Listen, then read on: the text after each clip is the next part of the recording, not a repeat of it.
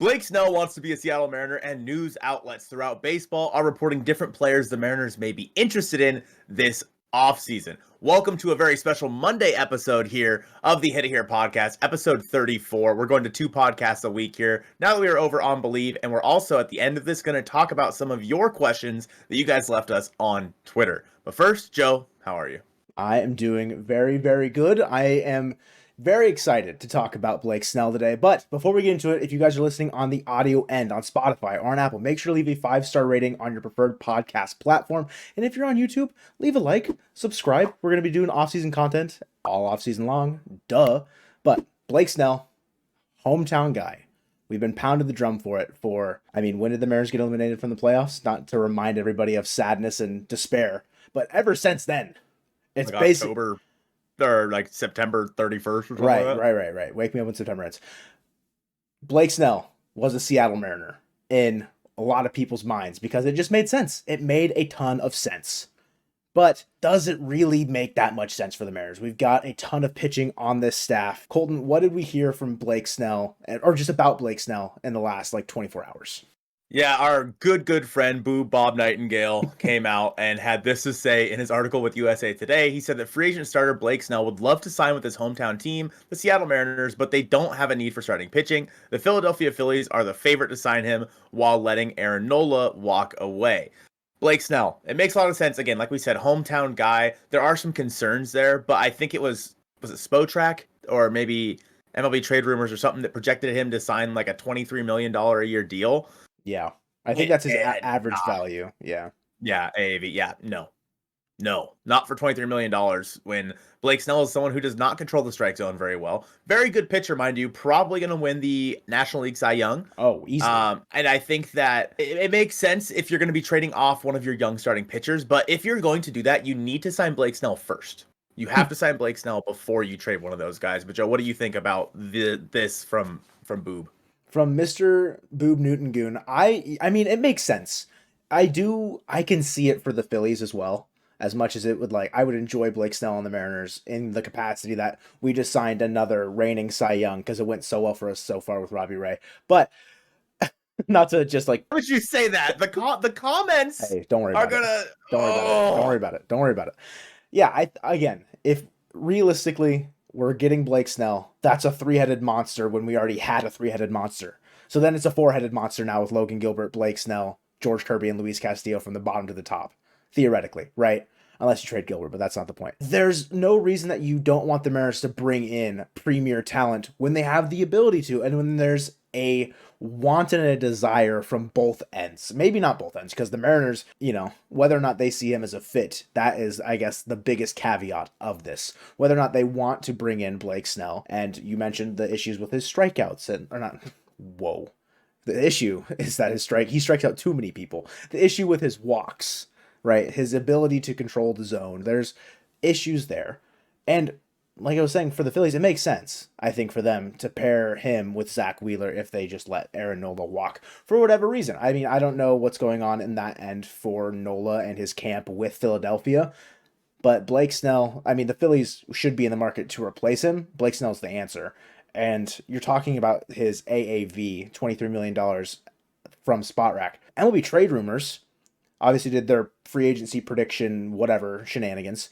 7 years, $200 million is the contract. A lot of these contracts in that article, by the way, are bananas. And the 3 teams there are the Phillies, the Red Sox, and the Dodgers, not the Mariners. Obviously, that was released well before this article from Bob Nightingale on USA Today had been published. And this conversation and this, dialogue has been floating around that Snell wants to be a Mariner, but it's kind of like the ball is in the Mariners' court. With that, do you think that he might take, if say 7,200 is what his camp's shooting for, is he going to take a discount to be in Seattle? I don't know if that's necessarily feasible for a guy that's going to be winning a Cy Young award. Yeah, what's that math? What? Just south of 30 million. 29. We're rounding up $29 million a year. Yeah. No. He'd have to take a discount. If I'm the Mariners, I am not offering Bleav Snell over 20. Okay. He'd have to take a hometown discount, in my opinion, because it makes no sense, in my opinion anyway, to go out and offer a guy a crap ton of money when your obvious need is a bat, Yeah. a good bat. That is money that, if this is the scenario, if you're willing to offer $30 million to a guy, it needs to be Shohei Ohtani. Sure. No, like obviously, a lot of moving parts there, but it needs to be a guy like Shohei Ohtani. Uh-huh. You should not be offering that much money to anybody else on this market. And for the Mariners, they don't. Bleav Snell is a luxury that you don't need. And again, if you were to go out and trade, Bryce Miller, what have you, then sure. But there's so many moving parts there where if you sign Bleav Snell for this and all of a sudden you can't get the package you want for Bryce Miller or Brian Wu, and now you're like, well, shoot, we have way too many guys right now. Obviously, injuries happen and whatnot. Yeah. I just don't really see the fit. And it makes sense for Bleav Snell. Of course, he wants to pitch for his hometown team. Same thing that happened with Trevor May. Maybe the Mariners just hate guys from Seattle, except unless your name's Taylor Saucedo. You know what I mean? There's the one exception. Thoughts? Yeah. So I don't know what he'd be willing to take with the Mariners. Maybe even if he'd be willing to do he's going to want to cash in though after a Cy Young. This is going to probably be his last contract, I would guess. Yeah. Maybe. So I would say, if he wants to take a 1-year deal to come play for Seattle, which he most certainly doesn't, but if he did, then sure, offer him $25 million. But it just doesn't make sense to me. And again, Bleav Snell, I know everyone's pounding the table for him. He's Robbie Ray. Bleav Snell is Robbie Ray. He said it, folks. You want another? Let's have another. Yeah, I think another thing with that though is peak SpongeBob reference. How many people do you think get that in the comments right now? Comment right now if you know what that episode is. Let's have another. Okay. If we're signing Bleav Snell first before making one of those trades, that I think would create such chaos in just like the circles of like the players that are like constantly like, chatting, hanging out, training together in the off season. And I guess like the clubhouse, even though it's not really the clubhouse because it's the off season, they're not really there. But in a theoretical clubhouse would get really messy. They're like, which one of us is going to go? No, literally, yeah. Like, it's like they're pointing at each other, like, who's going to get the short end of the stick? Like, it would be so, I don't know. I don't know if I wouldn't want to, like, mess with that, if that makes sense. Yeah, and I get that. And the Mariners are in a tough spot because, like you just said, you signed Bleav Snell before, and you're like, okay, which one of us is going to go? But then if you trade one of those guys, and then you go to sign Bleav Snell, and Snell's like, nah, I'm going to go sign with the Phillies, then you're screwed. Then you have Marco starting in that spot, or Emerson Hancock starting in that spot, and you can't have that next year. You just can't have one of those guys. Of course, injuries again can happen, but provided everyone's healthy, you cannot have Marco Gonzalez or Emerson Hancock taking the ball for you every fifth day. You can't consistently throughout 2020. Right. Yeah. Once in a while, sure, whatever. But yeah, I like it. If Marco Gonzalez or Emerson Hancock gets 20 plus starts next year, that's a problem. Yeah, it's a problem for the Mariners. You said it pretty as plain as day as it can be, that if we've got the money to spend on a pitcher like Bleav Snell, why can't we just go spend it in terms of helping the offense? And that same article from Trade Rumors that was listing all these predictions and projections, whatever, there's a couple bats listed in there that some of the writers said that, their prediction is the Mariners. And Colton, who is that first guy there? Yeah, the first guy for me is Lourdes Gurriel Jr. I've talked a lot about him in some of the videos that I've done. I like Gurriel Jr. quite a bit. I think he fits the Mariners really, really well. Just taking a look at his 2023 numbers, which of course were with the Arizona Diamondbacks. He was 29 years old, played in his first All-Star game. He hit 261, 309, 463 with a 108 OPS plus down in the desert. 108 is the second lowest of his career since his rookie year at 106. Career hitter, he's a 279, 324, 466 hitter with about a 115 OPS plus. He's a good player, can play the outfield corner position. So he's a guy that I like quite a bit, and he is right-handed, and they say he can play second base. You're not going to put him in second base. He's no Mookie Betts. He's no Mookie Betts. I'm not sure what the contract would look like for Gurriel. I don't know if Spot Rack had that, but yeah, Gurriel's a guy that I think fits in pretty well. How do you feel about Lourdes Gurriel Jr.? So for the Trade Rumors article, the projection for this contract was 4 years, $54 million. Can you wrap your head around that figure? 454? Yeah, absolutely. I think so. Okay. I mean, what's that? Like, what are we talking? 11 million a year? Or whoa, buddy. Whoa. Whoa. 14? Yeah, around 14, because if it was 15, it would be 60, so a couple less. Yeah. So you're the one. Yeah, exactly. So around like $14 million a year for Gurriel Jr., who, if it's 4 years, you're getting him till his age 34 season. If I'm not mistaken, you said he was 29 last year. So it would carry into, his mid 40s. And realistically, you're getting it, what? 40s. Mid 30s. Whoa. Whoa. We're losing Neither it. of us can do math. All We're right. losing it. The Monday episode, we don't know how to act. You're getting him until his mid 30s. And theoretically, the player's prime lasts until probably the very early stage of the 30s, like 32. So you're getting him at the end of his prime or his peak, hopefully. And, if he goes out and we get him and he puts up another, 105 to 115 OPS plus for $14 million, that's not that bad, in my opinion. It could be worse, Not great. It's not great, but I think it could be worse. And one of the biggest issues that the Mariners had in 2023 that they've talked about a ton in terms of trying to reduce their strikeouts. Colton, what was Gurriel Jr.'s strikeout rate last year? And what's his career strikeout rate? Just for, a little cherry on top. Gurriel's strikeout rate in 2023 was 17.4%, second lowest of his career from 2022. His career strikeout rate is right around 19.6%. Gurriel doesn't strike out that much. He also walks career 5.7% of the time. So he's a guy that gets on base pretty well, controls the zone, honestly, better than half the Mariners lineup. So I don't know. It just makes sense, in my opinion, to add a guy like Lourdes Gurriel. He's the most he struck out in a season was 2023, where he struck out 103 times. Eugenio Suarez did that by like June. Yeah, those are rookie numbers. You got to pump those up. A guy that is in the same conversation with being linked to the Mariners as a potential destination, but has had problems with strikeouts, is JD Martinez. Now, JD, I think, is a completely different beast in terms of what we're getting from him at the plate compared to Gurriel Jr. JD Martinez, he's not going to play a lick of an inning in the outfield, right? And in the trade rumors article, he's linked to the Mariners for 2 years, $40 million. If we brought in, say, just those two guys, those are like the DH and our corner outfield bat that we brought in. Is that, like, how we feeling? I'm fine with that, but you still need to go out and add to the bench, so Don't love it. But like, if those are the only two guys you bring in, nah. But I mean, 20 million, you're adding $34 million to the payroll of a payroll that's at like what, 140, 150 something right now. So you're heading towards the upper echelon of where the Mariners have been in the past. I think that JD Martinez does fit really well. Again, a right-handed power hitter that the Mariners kind of desperately need. Maybe he'd be Teo, what Teo was supposed to be for the Mariners. JD Martinez in 2023, 113 games with the Los Angeles Dodgers. He hit 271, 321, 572 with a 134 OPS plus. He also slugged 33 home runs with 103 RBI, but he struck out 150 times, and he struck out 150 times the last 3 years. Doesn't walk all that much. I don't know. He's a guy that I like quite a bit. And JD Martinez is somebody that, again, is going to strike out. And he's going to strike out kind of a lot in the middle of that order. JD Martinez is...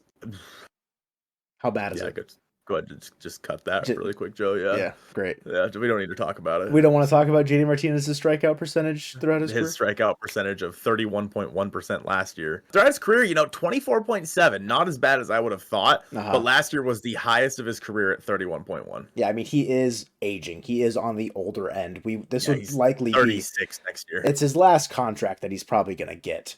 And would it make sense for him to come hang out with the Mariners? I don't know necessarily if it does, but I don't hate the fit either, so long as, like you're saying, we add to the bench, and the other outfielder that we got in this offseason via trade or free agency was a more contact-driven guy that would help the line keep moving as the Mariners want to continue to, put the ball in play, put the bat on the ball, as opposed to striking out in big moments like they did plenty of times in 2023. I don't know, 33 and 103 for home runs and RBIs, it's not going to necessarily translate to the Mariners and T-Mobile, mainly because the Dodgers have a much more potent offense than the Mariners. But I think if you get the right pieces to surround him, it can still work out. And in that same vein, like Teo likely could still work out if, say, some, by magic, little dust sprinkled on, and they come back. Like, it could work out. And he could be that DH. 2 years, $20 million a year. Who do you bring back, Teo, or do you bring in JD Martinez? Man, same contract, everything. Who you bringing in? I feel like I'd lean Teo because he's younger, but I'd say JD is the more proven hitter. So it's just like a matter of whether or not Father Time's going to catch up, or if the home road splits were just a false narrative for Teo last year. It's really tough to say. Yeah, I would also lean Teo. He can play the outfield, not very well, but he can. Great arm though.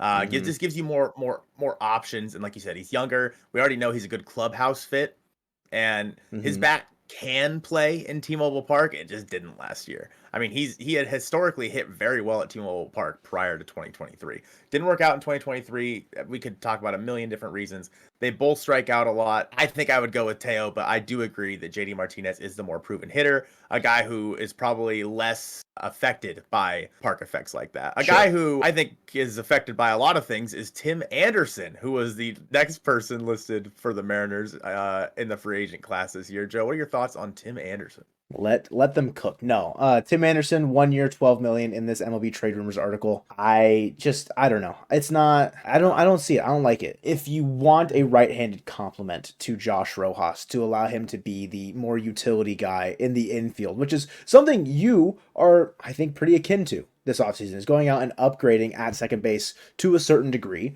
We're not going to go out and try and acquire like prime Jeff Kent. That's not who we're trying to go out and get. That's a name. That's a name. That's a pull and a half. Okay. That's not who we're trying to go get. It's just, upgrades to allow Josh Rojas to not have to take everyday innings. Is Tim Anderson the answer there? I don't necessarily think so. He's been on the decline, the last 2 years pretty steadily.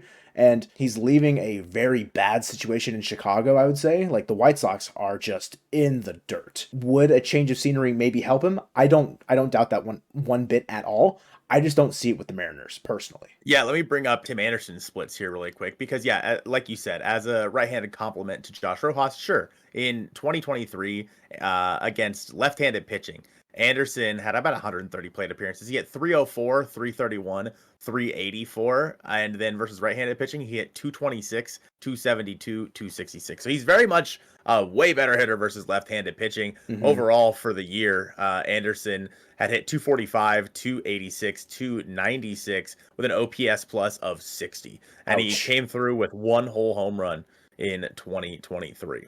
So Yeah, and then translating that to T-Mobile, the Marine layer. Good luck. his slug was 296, bro. That's terrible.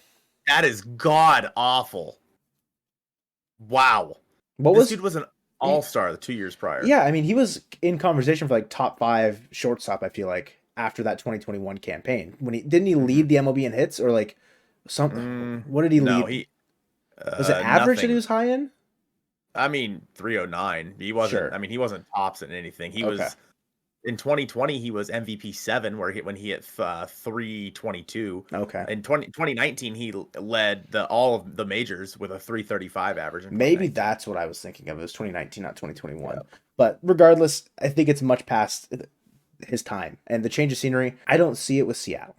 I mean, he's only 30 years old. He'll be 31 next year. So a Yeah. 1 year 12. I mean, if listen, I'm not gonna nitpick the cost here because it's the Mariners front office. I don't care how much they have to spend. But 1 year 12 for Tim Anderson, you can do better than that. Maybe not on the free agent market, but you can do better than that throughout the trade market or what have you. You can use that money in a better way. So one of the guys that you may think is a better use of that money, Joe, is Adam Duvall. How we feeling about old man Adam Duvall coming to the Seattle Mariners? I don't know if I necessarily agree that's a better use of the money. I think it's a better fit than Tim Anderson would be in terms of that, as far as like a veteran guy. I mean, he's a lot older, but he's a right-handed outfielder. He could come in and, provide you some maybe decent innings. He got to a really hot start in Boston last year and then unfortunately got injured. I don't really know how the rest of his season went last year, but to me that just smells like AJ Pollock again, which I don't love. I'd say it's better than AJ Pollock, but yeah. Okay. In 2023, again, keep in mind this was in Boston, so a pretty hitter-friendly park. Hmm. But Duvall hit 247, 303, 531 with a 119 OPS plus. He did hit 21 home runs. He struck out 110 times, however, which was good for a strikeout rate of 31%. He's running a career strikeout rate of 28.7%. Yeah. He has struck out over 31% of the time since 2021. So I don't know. I don't love the fit. I'm not sure. Did they have figures on there for how much they think No. it would cost? It was on Sports No. Illustrated, so I'm not really sure on that one specifically. If I had to guess, I would assume similar, maybe a little bit more than AJ Pollock's 1 year 7 last year, maybe 1 year 9, 1 year 10, something like that. But yeah, that one, I mean, I could see it working again if that is something you're doing to raise the floor of your bench. If you want him to be your rotating fourth outfielder, say we signed Gurriel and Adam Duvall, not overly mad at that. I just don't know how much playing time he'd get in a similar way that AJ Pollock didn't really see all that much playing time because Jared Kelnick was popping off, but also Pollock was not doing well. So yeah, I'm not in love with the bargain picks from this free agent class necessarily, especially because we got burned so heavily on them last year that it's definitely just leaving a sour taste in my mouth at this point. But that's why I'm in my setup here and not in the front office because I don't have to make the decisions. Yeah, I'm not inspired by any of these picks for the Seattle Mariners so far in all the articles that we've seen. But you know what I am inspired by? You know what? It's you guys over on Twitter at Mojo Mariner on Twitter. We tweeted saying, "Hey, what questions do you guys have? What free agents or trades do you want to see the Mariners make?" And you guys responded. Make sure you guys are following us over on Twitter. We tweeted and said, "Mariners fans, we're looking for your questions, trade proposals, anything you want to talk about regarding the Mariners throughout the offseason. Leave them below, and you might just end up in one of our videos." And Joe, what started us off? Well, that's the video right here. And Liam McLean at Mariners Access, he's got a great Instagram page. Make sure you guys go follow that as well. Thoughts on Jung Hoo Lee? I'm all in. I'm all into. Like, if he's one of the outfielders that we bring in, especially with the figures that trade rumors projected, I think there's very, very short on his figures. 5 years, 50 million. When I made the Jung Hoo Lee video, I was at like 4 years, 64. 5 years, 50? If that's what we're looking at, give him 70 for 5 years. I don't care. Bring him in because if that's the market that they're setting, go over it to make sure he gets here. Because Jung Hoo Lee, KBO MVP, has an amazing bat to ball skills, will not strike out. His game will translate in terms of making good contact in the MLB. I do not doubt this. Jung Hoo Lee, I want him in T-Mobile Park next year. Yeah, I was not like that big on Jung Hoo Lee, but throughout, like I said, the last few months, you've really convinced me that he's a guy that needs to be here in Seattle, especially with all the Mariners strikeout problems. I think it does make a lot of sense. Vlad the Inhaler said trade. Well, let's break this down here because there's a few different things. Yeah. Trade for Nootbaar, yes or no? I mean, it's going to cost Gilbert, so probably not. So no. Sign Matt Chapman. No, they're expecting 150 million. No shot. Are they really? Yes. Dude, MLB trade rumors is high. That's crazy. Find somebody better than Ty France at first base and trade or free agency. I don't hate that idea, but I mean, we've talked about that. Like, even if it's not somebody is more of like a safety net for him. Yeah. And then Vlad said, sign a pitcher in free agency to lengthen the rotation. Sure. I mean, I don't disagree with that. And we've talked about Yoshinobu Yamamoto. God, that's not lengthening. That is that is solidifying the best rotation all of them will be. You're damn right it is. I mean, at that point, then you can trade away for some bats. I don't hate the idea of going outside the organization and signing someone to, I guess, add to this rotation. It'll just be interesting to see how they utilize their funds and how the Mariners decide to go about this offseason, because there's a lot of different ways they could go about it. And we've talked about that a little bit, but Joe, let's move on here. What else do we have on this post? So if we're talking about going outside the organization and signing a free agent pitcher, Mariners fan at Mariners, in my opinion, this team will likely trade either Miller or Woo. So in that scenario, they better go add a free agent pitcher. If it's like a mid-market guy like Seth Lugo or say like a Michael Waka in that area, I could see it to be like a number 4 if we trade Miller or Woo. But which would you rather see stay with the team and why? I think that I would rather see Brian Woo stay with the team personally. I think that he has more upside. I could be very incredibly wrong on that. I just think that in my opinion, his stuff, I mean, he just has more pure stuff, whereas Miller relies so heavily on that fastball that I feel like he doesn't have a whole lot of secondary pitches. I mean, that could change. He's, of course, very young. Yeah. And, first year in the big leagues, he didn't need anything more than that fastball down in Arkansas. So now that he's, made it to the major leagues, he could take that next step and develop some of those pitches. I think Brian Woo is more polished than Bryce Miller. With that being said, I think that Bryce Miller probably has a higher upside than Brian Woo. It's just, I don't know. There's more intangibles with Bryce Miller, I think, than there are with Brian Woo. I feel like you know what you have with Brian Woo. So I'd be more willing to trade Miller this offseason. With that being said, Miller has more innings under his belt. Yeah. So maybe you want a guy like that at the back of your rotation, because with Wu, I mean, we all know how many innings he threw last year compared to previous years. It was ridiculous. Yeah. So I don't know. I think that Bryce Miller would be the guy that I would trade, but I could sorely regret that at some point.